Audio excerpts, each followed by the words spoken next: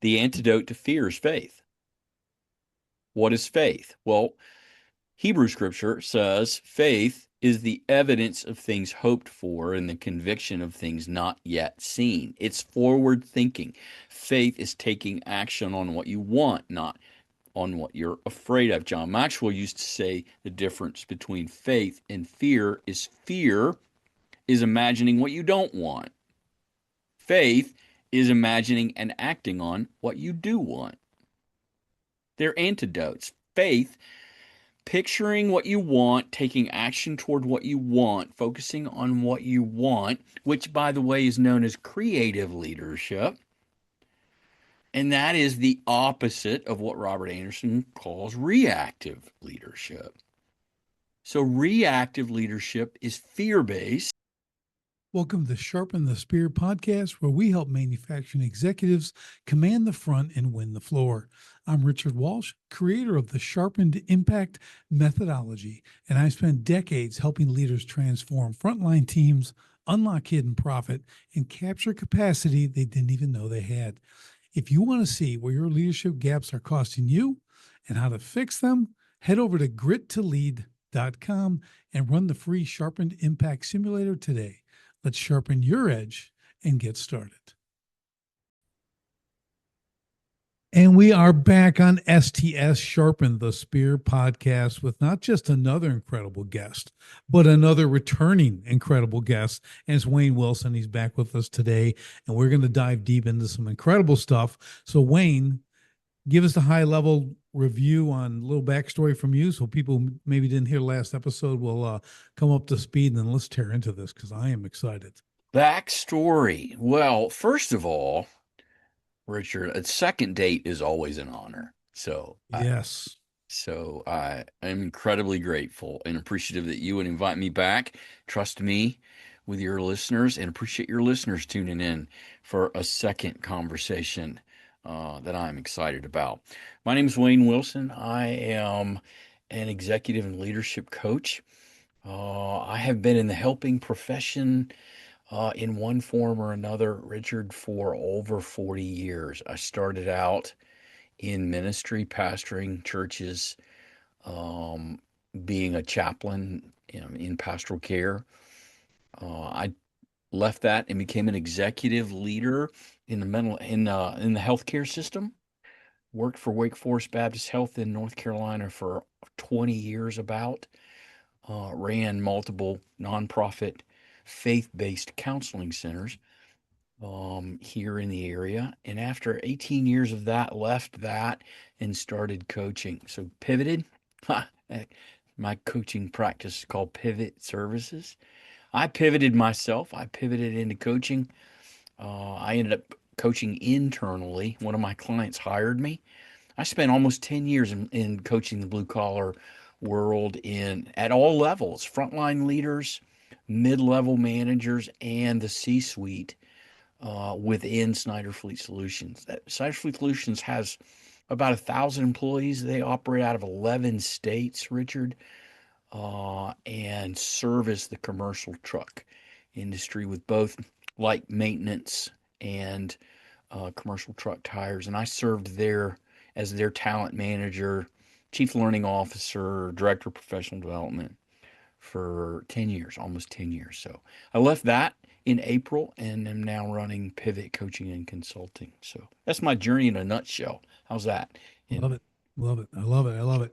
Yeah, good stuff. A lot of exposure in the leadership realm, which is, I always say, there's a lot of, it's a busy, crowded field, leadership. Busy, crowded field. Okay. And it's a field full of opinions, is it not? Yeah. And it's, when you get a crowded field, you get the full gamut from really top experts to, the others. That's it. So what I really find from a leadership standpoint, you've got to have, if you're going to be the leadership coach, and you got to have time in the trenches. You have to have led people. That's what I'm saying. I know I'm stating the obvious, but it's a lot of these people are doing this, and we may have spoke about this briefly on the last episode, but I really see like some people are just doing it because they think they can. I don't know where their mindset is, but when you kind of dig in deep on what they've done, what they're doing, the creds aren't there. That's all I'm saying. In a lot of people, because they're not able to bring that real world application. They're bringing theory. Do you know Theodore Roosevelt's Man in the Arena? Yes, love it. You know the difference between wisdom and being operating from wisdom and operating from as an expert. Do you know the difference between the two? What would you think is the difference between the two?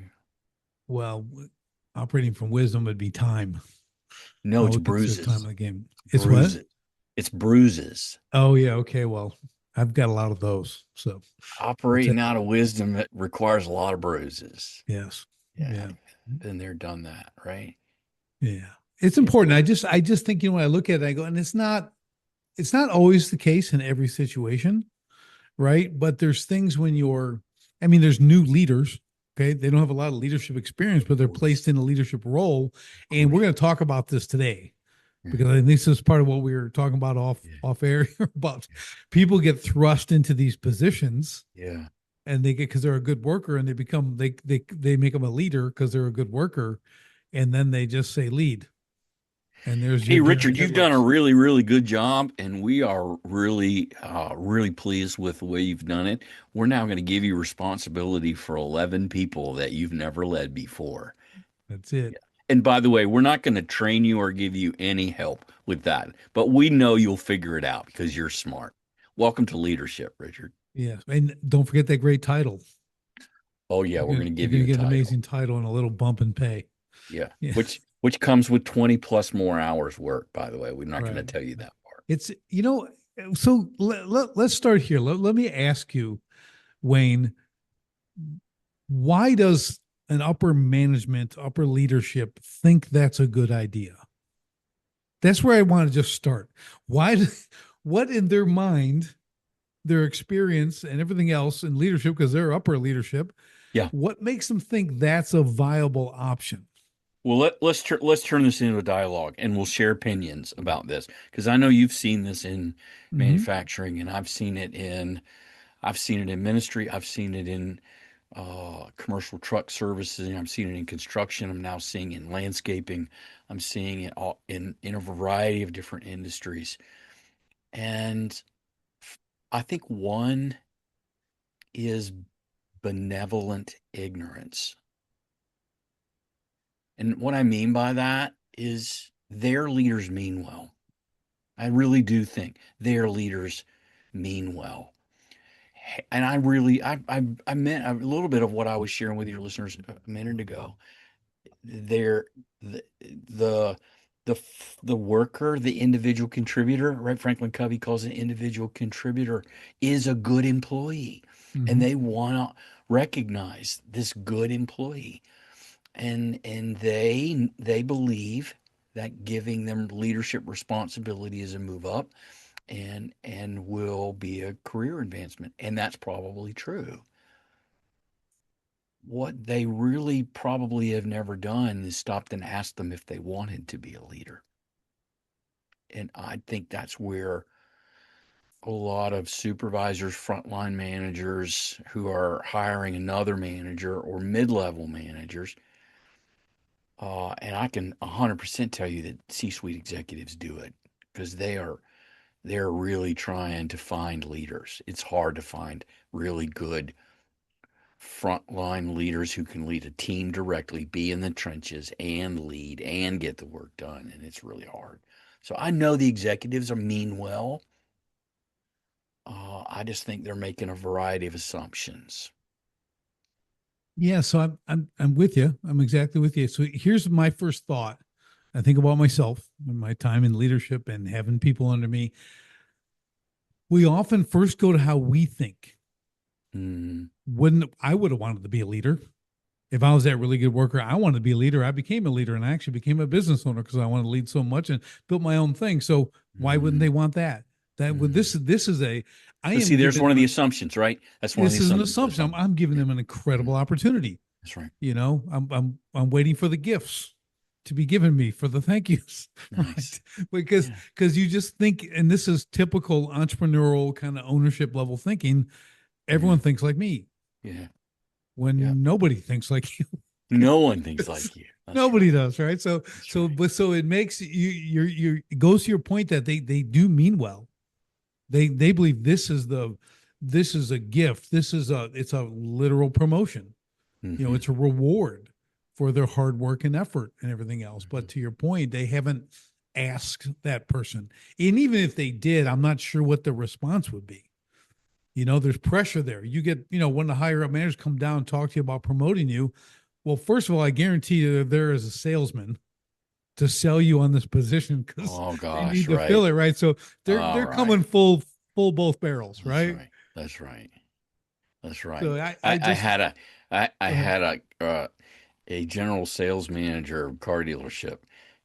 This is my client, and he got the call this week for general manager, and he called me back today, and he said, "Oh, they were selling hard. They were selling Yeah. hard, right? They were really working to convince him this would be a good thing. He didn't end up taking the job, by the way.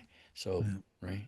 Well, and kudos to him because a lot of times, especially if you haven't been in management or you're at a lower level of management, you're going up, there is a great temptation, right? And if Hmm. you don't know what you don't want, Yeah. you're going to get pulled into something. Oh my When you don't, gosh. right, you don't have a full understanding of what the scope of this work is on not, and forget about the money, Yeah. how it affects your time, your relationships, and everything else. I mean, it's a big commitment to take that large step up.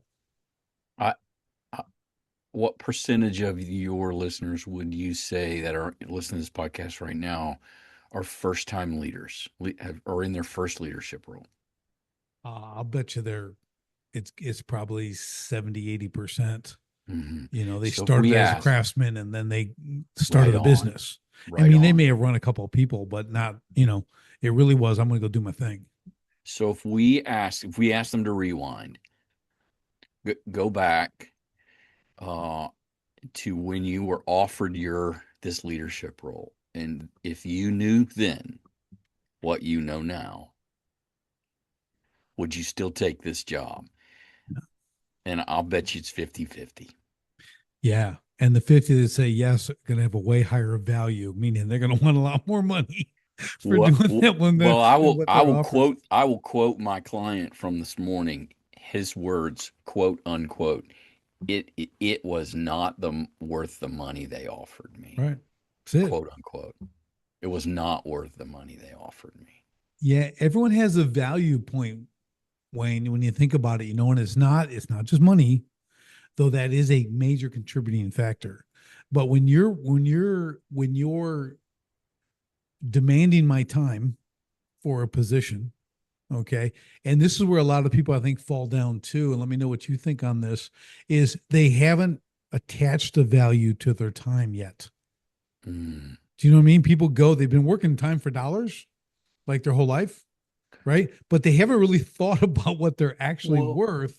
as you and I know, and if there are listeners in this podcast today who are considering a first time leadership role, the shift from an hourly wage to a manager's salary is a big, big, big shift.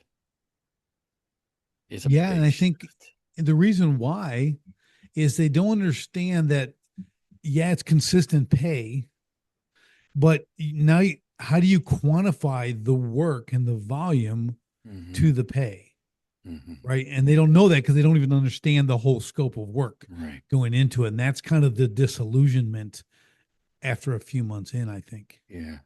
Yeah. Right. Absolutely.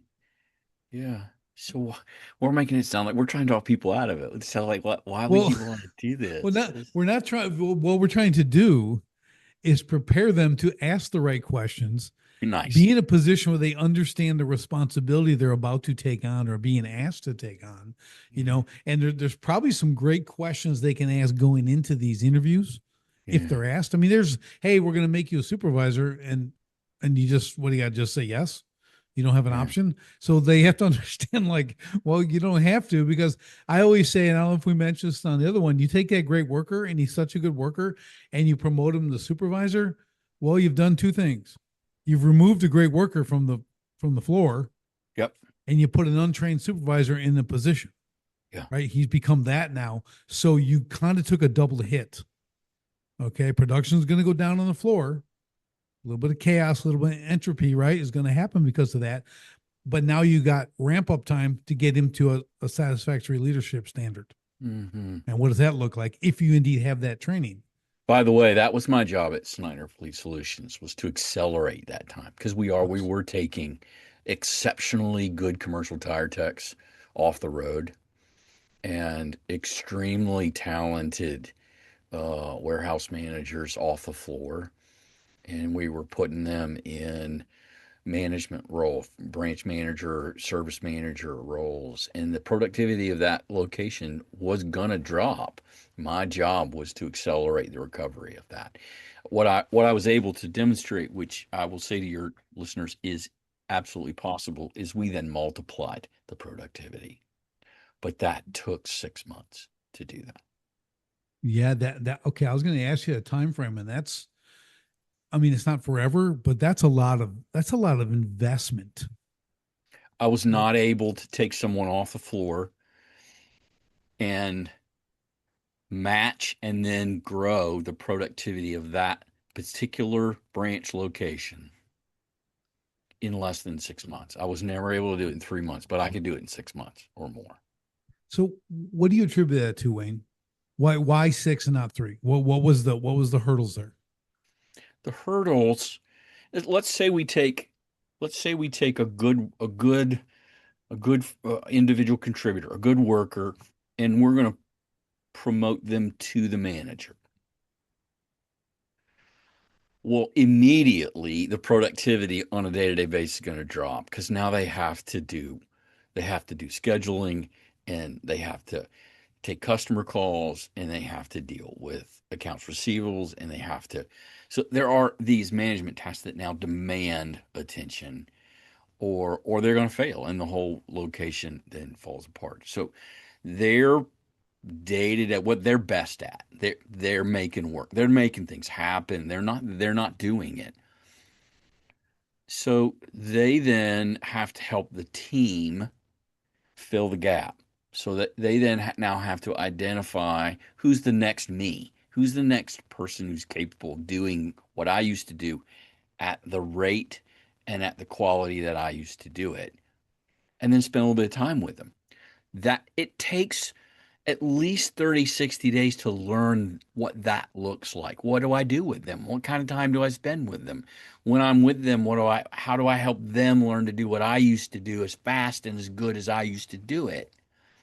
So to take that person and show them how to supervise, how to have one-on-ones, how to be on the floor, what to say, what to do, what mentoring looks like, in such a way that they can duplicate themselves, it takes 30, 60 days. Having a professional coach, I would say, like you and I, what you can actually do is do two or three of those at the same time. And now within 3 to 6 months, now you've duplicated yourself two, three times, and your productivity goes up. Yeah, I think you're spot on with that. What I've had to do as well, because we'll install command on a floor, right? So you take your supervisors, we turn them in commanders. But now, okay, that's great. That's a 90-day deal, Yeah. right? So even if they're already supervised, to install command is 90 days, Yeah. and it's two Yep. hours a week. Yep. Nine plus they do their homework during the week, so they're Yep. implementing stuff all week. Yep. But then I'm like, okay, but we want to recruit from within, okay, because those guys are going to move, or they're going Yep. to, the company is scaling, they need more commanders. So I created the command apprentice system, Oh, nice. right, and I certified the supervisor, the commander, to be a certified command mentor. Nice. So he has to go through another program, okay, to become a mentor, Yeah. because remember, just because you can do does not mean you can teach. 100% does not mean you can't. Okay, that can kill, and that's a lot of the time. Okay, there's great athletes, but they couldn't teach you a lick. Well, Okay, after I'm not 10 going to do it. years of being the chief learning officer in a blue collar work environment, I could almost guarantee my C suite that if they moved a frontline worker, one of their best individual contributors, into management, a third of them would either quit or ask to go back to their old job I believe it. Within 6 months. It was predictably a third of them would say, "Oh, I don't want to do this. Not this is not what I It's signed up for." just not for everybody. No. And Mm. that's okay Yeah, because we need absolutely. those people too. Absolutely. I need those people that Yeah. show up every day and work every day and hire Love it. producers and everything else. We love those people, Yeah. right? And if they're Yeah. content with that, good. How do we reward them in that position? That's Yeah. your next challenge. Yep. How do I continue good recognition for the work they're doing, to keep them motivated and keep them going? But Yeah. you're exactly right. So as I looked at this, I'm like, okay, I have to create this program and this program to build this inside so we don't have to keep redoing this all the time. At least Interesting there's a that you process. focused on mentoring for that. Yes. Why did you choose mentoring as the process? Because when I look at especially frontline leadership and leadership in general, I think, it's you can call it leadership training or whatever, but we really like coaching. Mm-hmm. So I think mentoring is really a coach position. Mm-hmm. So you can kind of merge those two, but they Mm-hmm. really have to you're gonna kind of they're gonna bring those leads. Say you got a commander, then you get a lead underneath them, right? Who doesn't have really have authority. They can carry out orders and do things like that, but they don't really have the authority that a commander would or a supervisor. So we have to kind of take them under your wing and show them. So it's a timed process, right? They Yep. learn, they have a actual, you know, thing they're learning, but they have to take them through this process almost on a daily basis. Right? Absolutely. Mentoring is ongoing. And in the Ongoing. workplace, Yep. right? Yep. Yep, you have to have this mentoring mindset. Yep. It's a mindset. It's not because too many people get competitive and they get fearful of losing their job, right? And this is part of company culture as well. When you put this stuff in, it's like, believe me, every job has a ceiling. Every company has a ceiling Oh for yeah. people, right? So we have to address that reality. Doesn't mean you're going to keep Yeah. moving up until you check out. You know what I That's mean? right. It's so That's what right. does that look like? But if you have the fear of mentoring, bringing up the next commander, if you will, that affects the entire business across the board. It affects everyone because now it's a competitive, fight to keep your position. Mm, Do you have to do? You're not going to bring someone else up who could be better than you, and hopefully they are. That's actually the goal. Okay, yeah. is to make Yeah. them good enough where they can excel. Yeah. You need to Yep. see this stuff. So I Yeah. think there's a pretty big mind shift on there. But once that's installed, it becomes the company culture.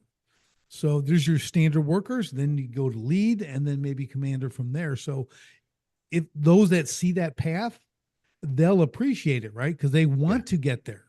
They're not Yep. going to be an apprentice. They're not going to be forced to be an apprentice to become a commander, right? People are going to get to choose that path now as they go through that apprentice program, if you will, and it might be 60 to 90 days, right? It can be that long or longer, but now they're understanding what they're assuming, right? And they can also say no at any point. Yeah. And if I may, what that also solves, what I really appreciate about that vision that you've just painted for your listeners is so one of the complaints I used to hear from workers at Snyder all the time is I can't get promoted because my boss is afraid that they'll lose the revenue. They'll lose my productivity, right? In other words, they're keeping me back. They're holding me back, right? They don't want to promote me. They won't promote me because they don't want to lose my productivity, right? I want to take my best tired tech off the road and put him in a management mentoring training program.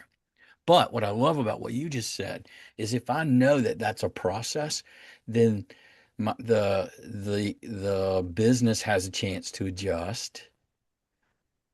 That person learning doesn't immediately get pulled off the floor. It's a process. Right. And then during that process, then other people get better. So it's almost like you build a bridge. It's not an Mhm. immediate loss of productivity and a loss of your best worker because you immediately promote them. It's a process, and Yeah. everybody has time to adjust.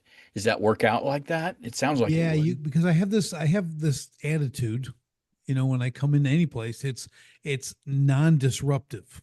Okay, Nice, so my goal is not to disrupt the nice, floor. I'm going to come in and, shake the rug out, pick nice, it up and throw everyone off the rug and shake it out. I'm not doing that. Like nice. we got to come in and this is surgical. Yeah, Okay. Things need to continue to produce. Maybe they're not at the highest level yet, but all these things have to get implemented one at a time. and then again, it's a process over time, but now you understand how you can move everyone through the system. And there's going to be people who start at the, well, I'll air quote, the bottom, and they get filtered out completely. They're not up for the task. Okay, they're not a good employee. They're not a good worker. They have a bad attitude. They have poor character. Okay, Right. well, I'm with now you. we I'm we with you. can we can I'm go all with the way you. back to maybe now we got to talk about the hiring process because we got a really bad person and how that happened. That's another story, another episode. Okay, but really they're there. They're going to surface. Personal But problems, whatever but that it's kind a of stuff. it's a but it's a significant point. If you got listeners who are wanting to be leaders, but they haven't been promoted yet, we used to tell people this in Snyder and orientation. Hey, if you're looking how to get to the next job, then you better do your current job exceptionally well first. That's it. That's it. That's a really good point. Again, this is the wisdom part we talked about earlier. Yeah. Okay. You have to be, as that leader, have the wisdom to enforce that standard of excellence at Yeah. every level. If you can't do that, I had a woman work for me, this is decades ago, but she would just go and check all the water features and empty the skimmer. And that was maintenance, right? She drove around with her dog. I think she was smoking dope all day and doing this stuff, making $12 an hour or something back in 2000 or whatever it was. And then she comes to me, and I'm like, well, you're really not kind of doing your job right. You're like screwing up the most basic things a 6-year-old could do, and she was 40. Okay. Ah, So ah. she goes, well, if you paid me more, I'd do a better job. Oh, come on, right? Right. And you and I are both now already know what to say. And I'm like, so I just looked at her, gave her a little head tilt like her dog does me. And I go, so what you're saying is I should reward your poor performance. Yeah. Is that what you're saying? Yeah. She goes, no, but if I made more, I'm like, well, I you can't do the I've job never at this seen it price work. Have point. you ever seen it work for listeners who are managers? I've never, ever, ever. You cannot incentivize better performance. You That's can't right. do it. It will That's right. not work. You cannot That's right. say, well, if I give this guy $4 more an hour, he'll work harder. No, he won't. No, No, she yeah, it's. won't. I think, well, I don't know if we talk about the one company I had with the big attendance bonus. If you show up on time, which means before 6 o'clock or whatever, you don't leave early, Yeah. and you call in when you're sick, Yeah. you get $500 a month bonus. Yeah. Okay. And the only people who did that, who got that Yeah. bonus, were the same people who were already doing all those three We used to things. do it with drivers. If you don't wreck the car, if you don't wreck the truck, right? And you don't go the speed limit too many times, and you stay off your phone, we'll bonus you. The only people who got the bonus were the people who weren't doing it anyways. Right. It's then people, and this is a hard concept for a lot of people. I think owners get it a little bit better, but money's not the motivator. It It's doesn't not. change behavior. It's not. It'll motivate the motivated It will. because Yeah. you can't motivate the unmotivated. Yeah. They're not motivatable. That's Okay. right. There you So go. so it's just that's that kind of contrary thinking that most people don't have, but you got to really assume, and it's really about the character of the individual. All right. What So summary here. This is what I do. So summary. So if to become a leader, to make the transition from worker to leader, one, you got to want it. You got to want to get better. You got to want to grow. You got to want to become a leader. Two, you got to have the right character. You got to have the basics. You got to show up on time. You got to work hard. You got to focus. And then you need a mentor to transition from an individual contributor into supervisor, branch manager, whatever. You need to be the right person. You need to have a desire to lead, and then you need a mentor. Is that what we're saying?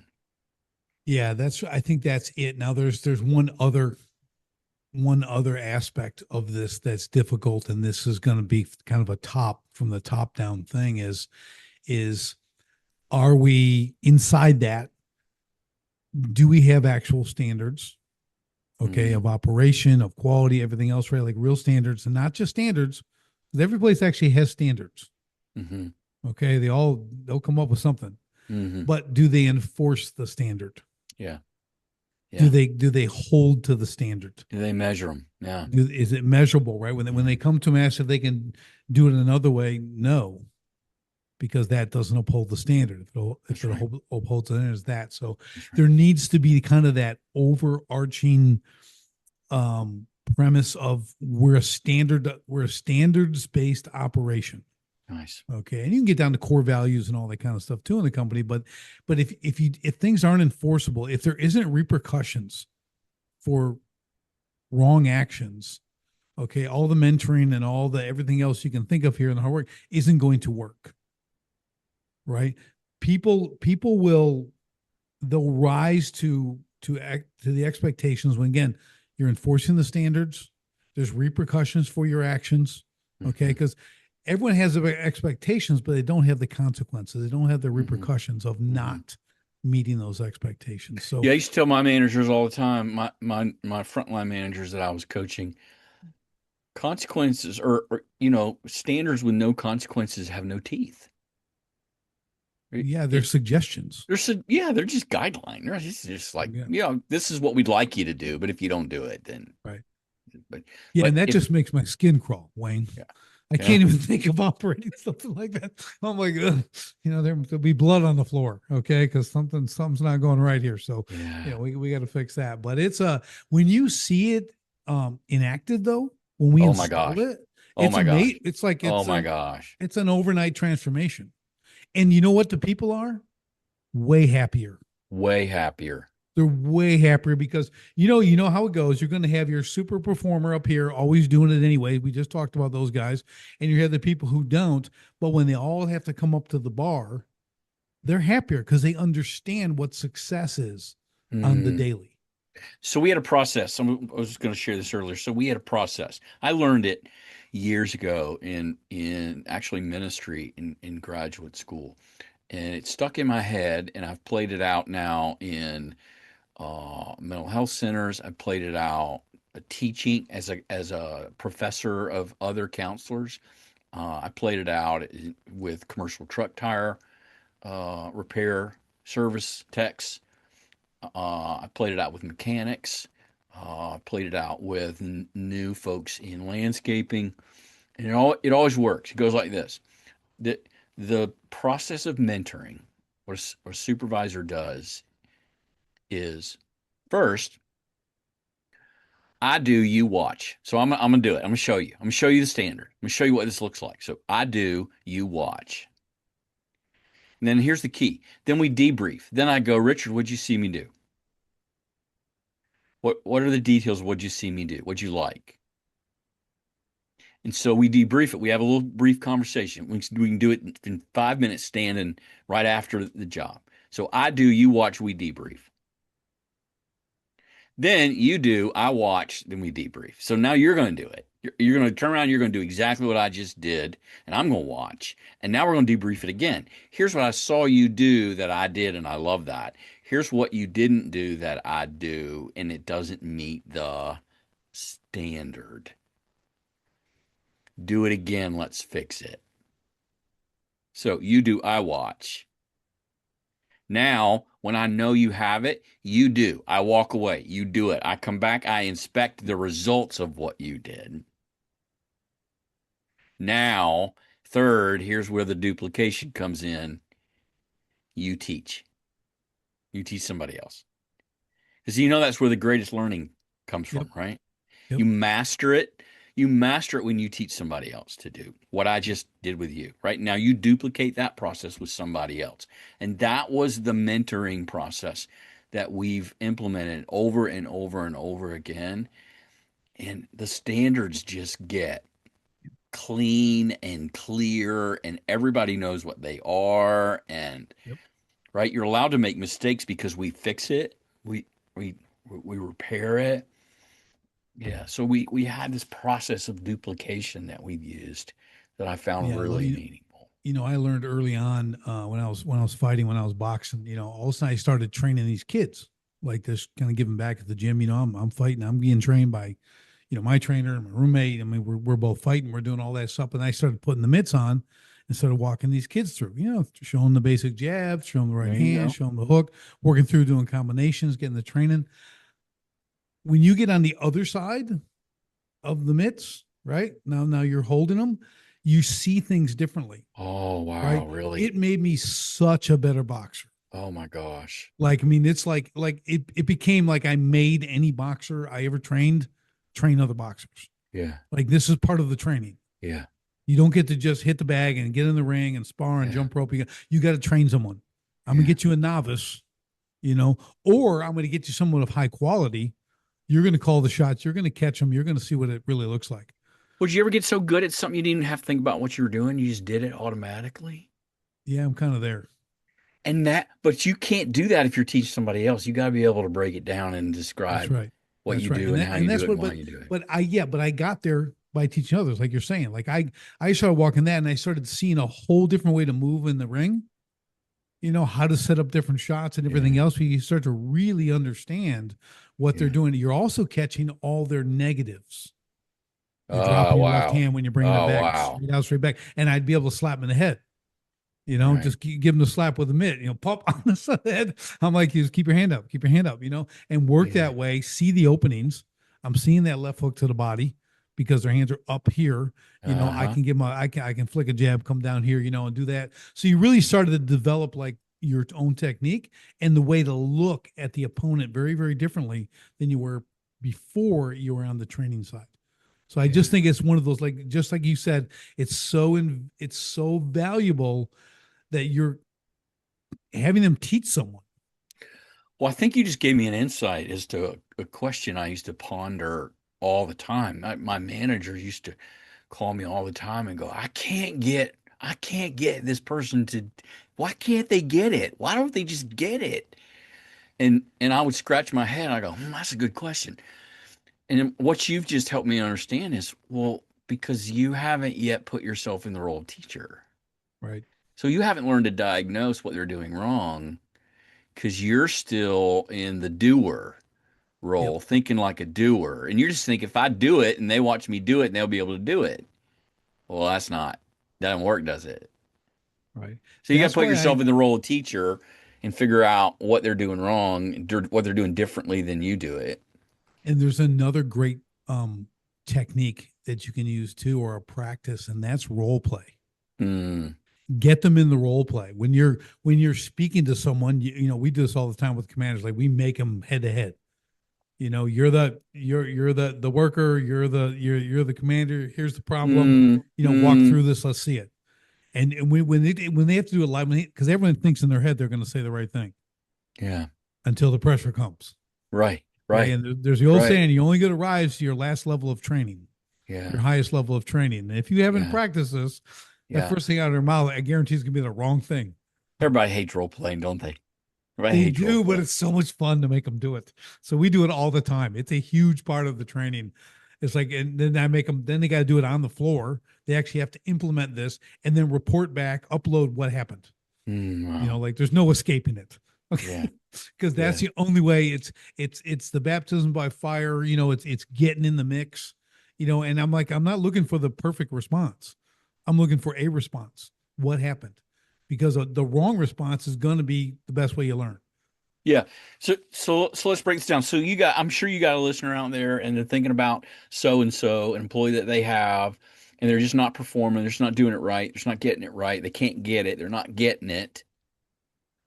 So they can role play with them. They can put themselves in the role of teacher and sort of diagnose what's going wrong. They can mentor, they can you do, I watch, you do, I do, you watch, you do, I watch, debrief, they can do that. And they can slow the process down with that person just to see exactly what they're doing. Right. When I was taking Muay Thai lessons, that they would do it in slow motion. Right. They would Right. break the moves down in slow motion. Did you do that? Slow things down? Yeah, it's really. I mean, you just go back to boxing. I'm like trying to get the basic jab. Yeah. Okay, so you're extending your left hand, you're Yeah. pushing off your back foot, you're lifting your front left foot to go forward, 4 inches while you're connecting. Then you're bringing your right foot back up. You break this down like oh, and just for one funny example, I had who to this day has this claim to fame in my stories. So I was trying to teach him that jab, right? So he owns the title of the most unathletic individual I've ever trained in my entire life. Okay. Ah, It wow. took us 3 days a week. We did 1 hour sessions 3 days a week. It took 3 months to teach him how to throw a jab. Wow. He just, I'm like, he tested every last drop of patience I had. Yeah, He's right. why I was able to raise my 6 kids There you easily go, right? because I got all that right. But it was like, and then when he threw a punch, he got the whole pad. You want him hitting the center. He'd only hit my wrists Yeah. like every single time. I'm Wow. like, dude, so, but but he got it. And eventually, after like a year and a half, if you saw him hitting the heavy bag, Wayne, you'd go, yeah, he might have had one fight. Hmm. Okay. I mean, he still wasn't. It was just like, wow, man. Like but I put the time in, but there may be that time when you say this just isn't your thing. Yeah, right. I mean, right. They got other people, leaders got other tasks. They got management tasks that they Right. got to do. But I think what you and I are saying and in 100% agreement on is, you know, people, they want to just tell somebody what to do and then they should be able to go do Oh, it. yeah. Well, it's not going to work. If you're going to truly Yeah. correct an employee, if you're going to truly help somebody get better, you have to spend time with them, and, Yeah. and you But have to be the teacher. I think too, Wayne, on that, there's another, portion of that too. It's that willingness to correct. Okay. They did it wrong. Like you have to be okay with that and go, okay, man, you're a little off pace here. You're just a little off the rail. Let's get this dialed in. Okay, show me again what you're doing. And you watch him and you walk through and go, okay, right here. Okay, see now this. He goes, oh, I thought you're supposed to, put the nope, it's got to be over here. Do that. Now continue. I go, see how it makes it. Oh man, that lines everything up. That's so much. I'm like, all right, man, we're good to go. Back to work. Hmm. Right. Hmm. But you have to dedicate those 3 minutes, those 5 minutes. Even though you're pressured on the floor or whatever, you have to give them that time because that's the feedback that they want. People don't mind being corrected when they're corrected properly, Hmm. right? And Hmm. I'm not saying you got to go hold her hand. I'm just saying like you need like it's okay we did this wrong because we're going to fix it, and then you'll be able Right. to do it right all the time because people don't want to do things wrong. They Hmm. want to do them right, but you have to be that mentor. You have to be that leader that helps them do it right, and then let them continue. Yeah. Yeah. So, summary, you can't just tell people the right way to do it. You got to show them the right way to Yeah, do it. yeah. Okay. I mean, it's a lead from the front mentality. There you go. That it's really what it is. I mean, if you can't, because listen, there's all these different levels of leadership. We talked about it. And I think the great leaders make more leaders. Okay. The The great whole, leaders always make more right. leaders. So the Always. whole goal in an organization should be leaders creating leaders, Yeah. just like my apprentice system, whatever looks all the way up the chain. There you go. You can have a CEO with a COO who may or may not see he has potential to be a CEO. He may groom his replacement from that COO, or he's got the best COO ever, but he won't be the best CEO. Well, I He's used not to tell, and I still do tell folks who want to move from a mid-level management, director, senior manager, whatever, they want to move into an executive role. I used to tell people all the time, the significant difference is you cannot move into an executive C-suite role if you can't develop other leaders. right. You can't just be able to do the job. You may be the expert and know everything about it, and you may be able to manage the details of it and the finances of it, but if you can't teach it and you can't create leaders, then you can't lead at the very, very, very front. Yeah, I agree completely. And the problem is you're not going to, if you can't do that, you're not going to you think you can do your job well, but you actually won't be able to. You're going to be hindered because of the lack of leadership you didn't create below you. Well, you'll be doing it all yourself. That's my That's what point. the Right. the the leaders, that the executive managers that I have, that are absolutely burnt out, overwhelmed. 9 times out of 10, they're doing it all themselves. Exactly. It's that, they become the micromanagers, those kind of Hmm. guys. Yeah. They don't have trust. Yeah. I think part of this, and I'd love to get your insights on this, Wayne, is I find like a lot of micromanagers, they have trust issues. They really don't trust people to be competent. That's why they feel they're the only ones who can do this. So they're always on it, or they have a different fear. I truly think micromanagement is a Yeah. fear-based I do tendency. too. I do They're too. worried they're going to get in trouble because it's their responsibility. So if they do it right, then they can eliminate that downhill roll from above on them for something someone else did. Yeah. You Yeah. see that out there? Yeah. At the highest level, there's a guy named Robert Anderson who wrote a book called Mastering Leadership. And he invented a Leadership 360 tool that I use. And he divides it into creative leadership and reactive leadership. There are three basic reactive tendencies: controlling, micromanaging, controlling everything; protecting, CYA, right? Yep. Cover yourself, make yourself look good, or trying to please everybody else, trying to be the everybody's friend. Ugh. Compliance, right? Pleasing, I've compliant. never suffered from that, Wayne. I know. I Just recognize that. I saw that, right? 100% saw that, right? But those are the three reactive tendencies. And he's tested this across the world. It's universal. It doesn't matter what culture it is. Those are the three basic, and they're all rooted in what you said. They're all rooted in fear. They're all different ways of managing my fear of something, not being successful, looking bad, not being accepted, whatever. But it's all at the root. It's about a leader being afraid, how they so manage their fear. in your experience, 'cause you've worked with so many of these guys, just what's the solution? How do you eliminate that from their mindset? Well, That's a powerful driver. Fear's a o- powerful okay, driver. you're leading me to start preaching, Richard. Here we go. I'm fixing to go into my pulpit and start preaching, and Go. I'm I with don't you. know that we've got time for that today. But since you ask, on a very basic principle level, it's very simple, but it is spiritual. Yep.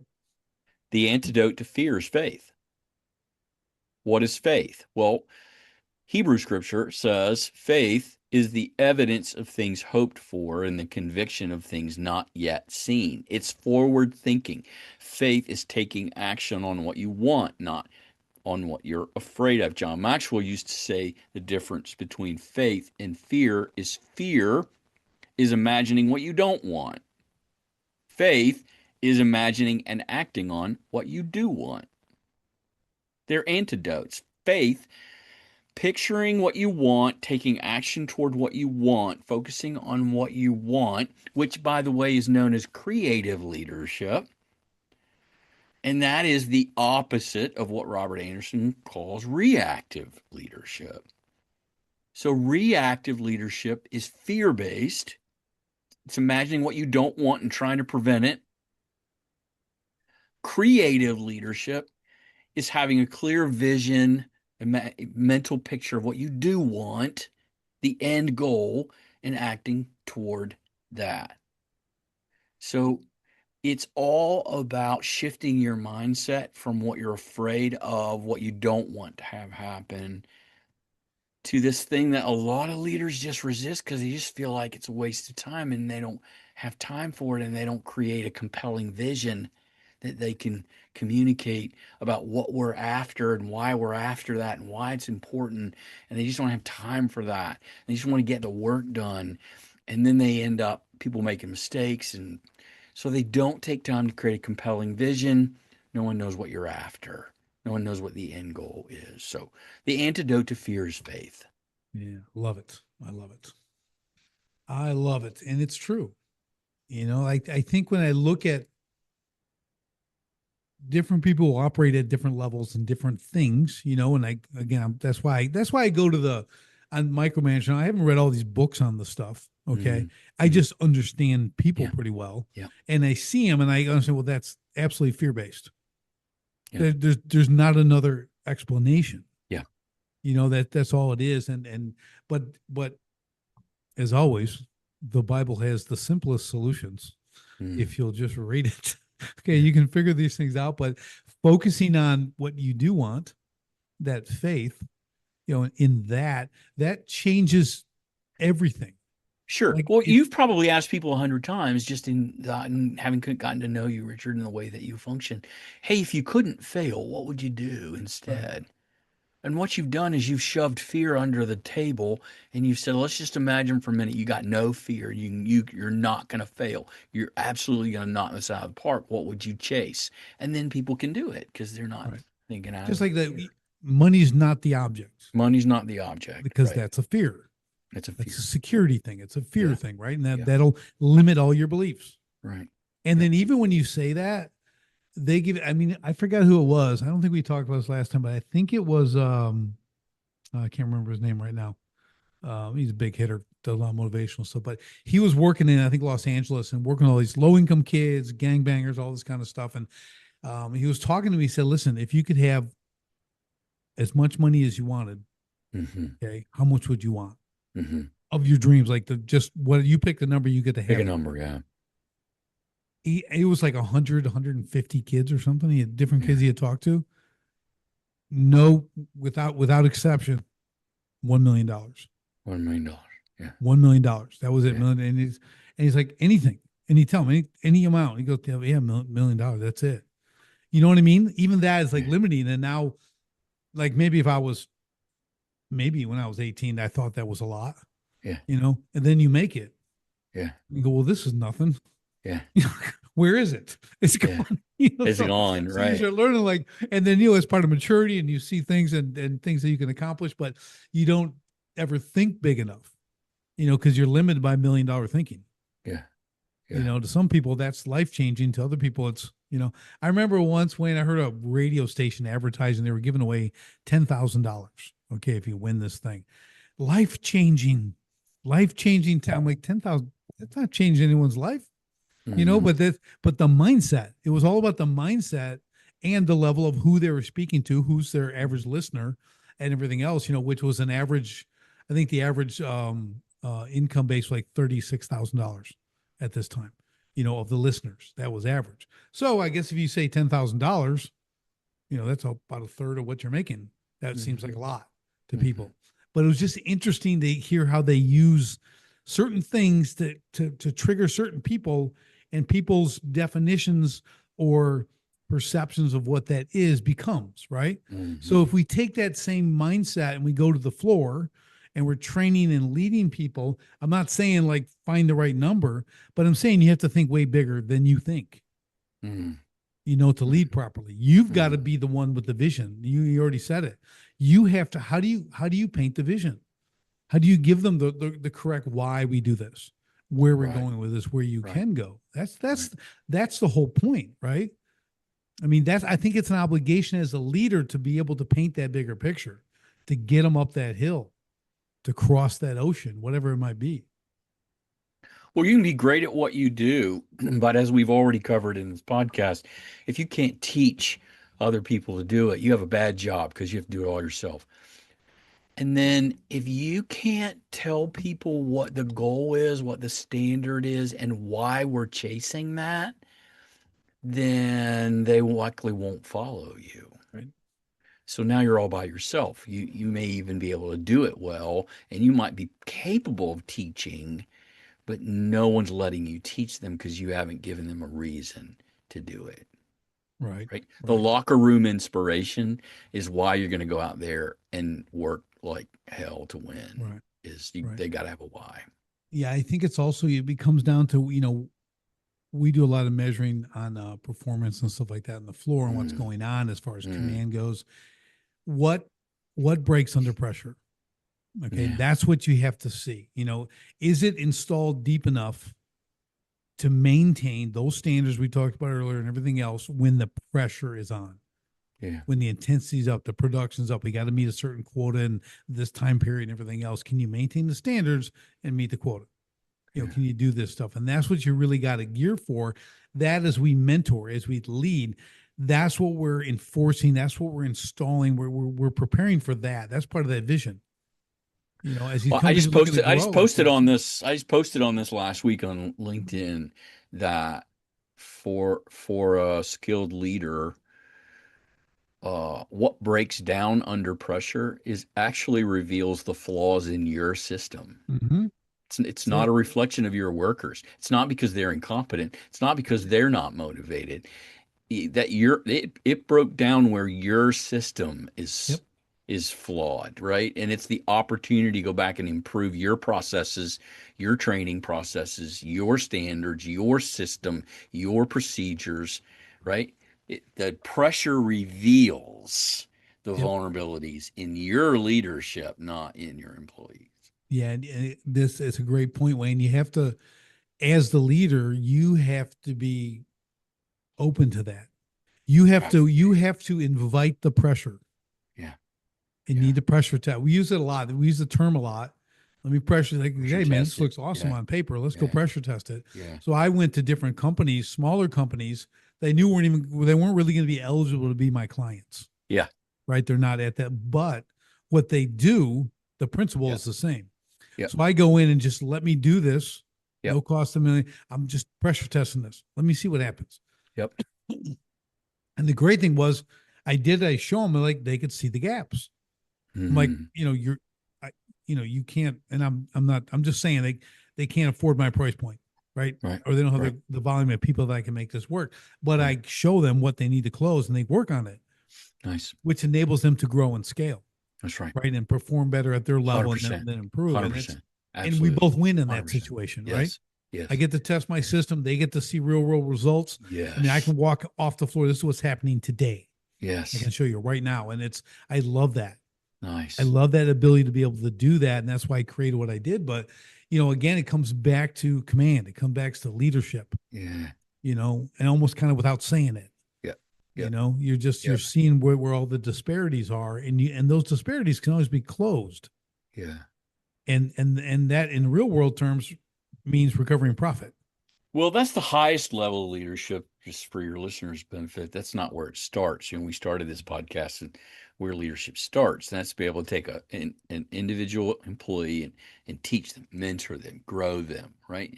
And that's where you become a leader.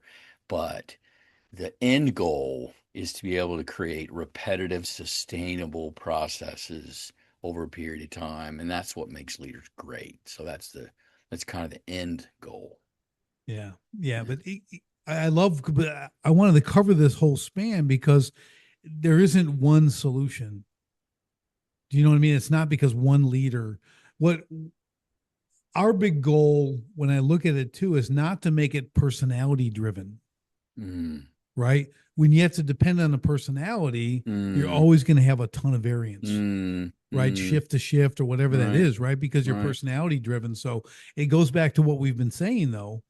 Do you have the standards? Are they enforceable? That's what gets installed. When we understand as a company, we hold these standards. We don't negotiate on that. We don't debate on that. Yeah, We hold yeah, these. And if that's in tight enough, deep enough, okay, it's not personality driven. You need people to be good leaders. We get that, but it's not dependent on their personality. First shift always kills it. Second shift, we got this problem. Well, that's because, you got John down here and you got Bob up there, and Bob is not the guy. mm, So he's, mm, he's a little resistant to everything we try to train him in, but mm, there he is mm. as a shift lead. So, it exposes weakness, just like you just said. Exposes weaknesses. Yeah, That's what yeah. we need to see. Can it operate regardless? What happens when leadership's not there? That's kind of one of those big pressure tests. It What really happens when they're is. not there? It Things still really happen. is. Standpoint. Yeah, So it's a yeah, really cool kind of give and take, yeah, but they both have to be done well. yeah, yeah, You don't get the slack on either one. That's the yeah, key. That's the real solution. yeah. Well, now your leaders understand why leadership takes so much more time Right. than just Right. being a good worker or a good mechanic or a good tire tech or a good painter or a good landscaper. It, What would you that takes say? time. That takes time Yeah, too, but to I be a think, good leader takes a lot of time. and I think it's a commitment. Okay, I think leadership to me is kind of that lifelong commitment journey Hmm. of achieving excellence. Yeah. You know, as they say, you know, once you get your black belt, like, well, you know, now you're a new beginner. Yeah. You know, it's just another beginner level. You Yeah. know, that kind of thing. So you got to think that way from a leadership standpoint, depending on where you want to go. Yeah. You know, if you really want to kind of climb the leadership level, or just Yeah. be great at what you do in a certain position, it's all the same. But you have to have the mindset for it, the openness that it's not just I'm putting A into B Yeah.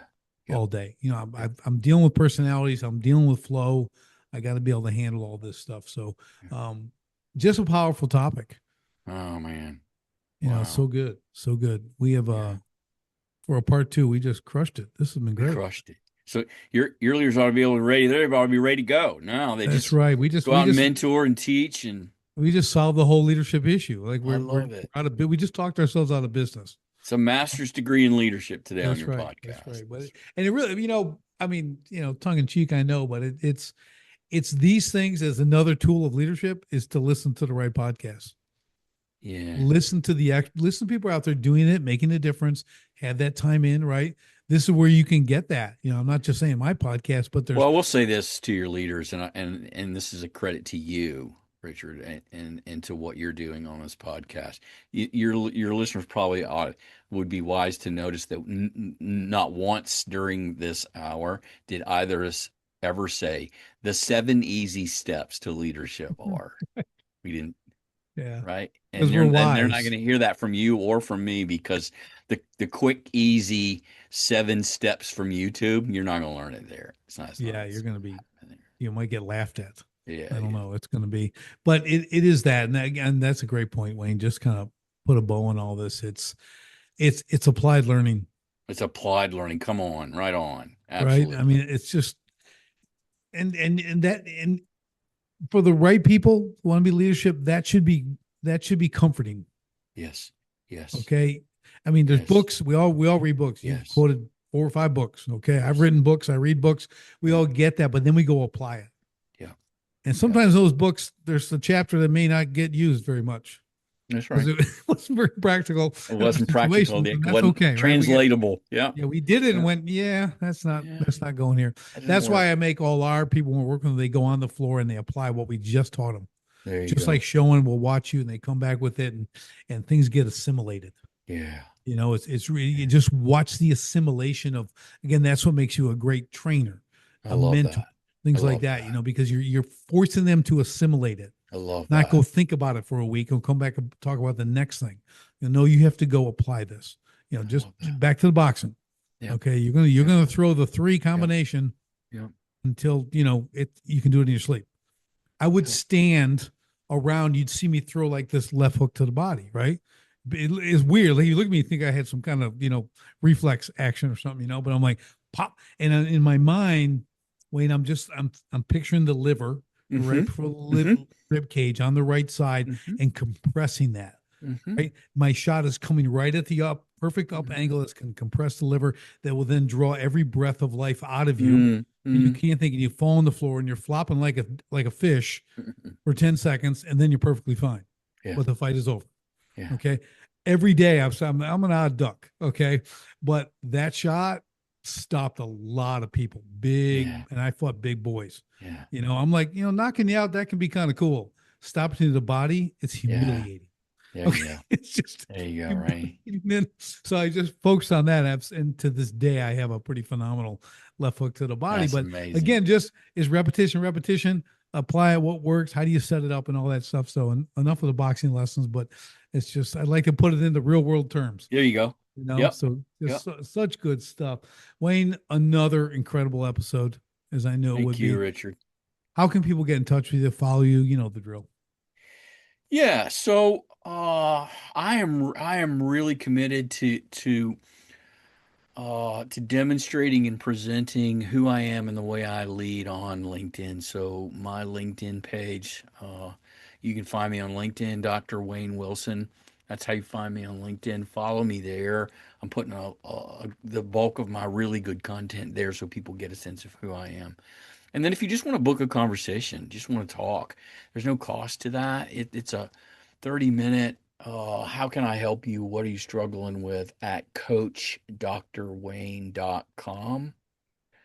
And you can then do /discovery, and we'll just have a discovery conversation. So coachdrwayne.com is my landing page. You can book a conversation there.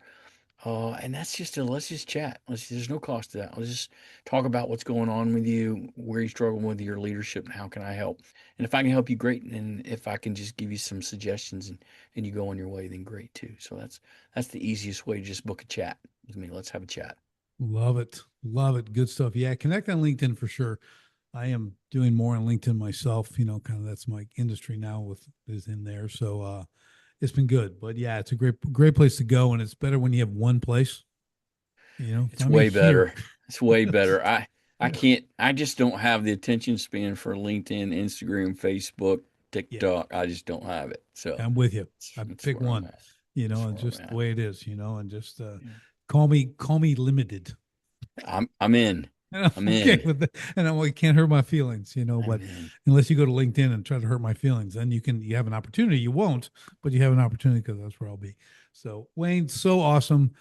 Thank you for all the time, all the Thank wisdom, you, just Richard. sharing all this stuff. Just a great back and forth as always, and a very, very good time. So appreciate that. And for everybody else, we'll see you on the next STS podcast. Thanks for joining me on the Sharpen the Spear podcast. If you're a manufacturing executive and you're serious about unlocking hidden profit, improving frontline leadership, and taking control of your floor, go to grit2lead.com right now. Run the free Sharpened Impact Simulator and discover where your biggest opportunities are hiding. Don't leave millions on the table. Sharpen your spear, lead from the front, and win the floor. Until next time, stay sharp.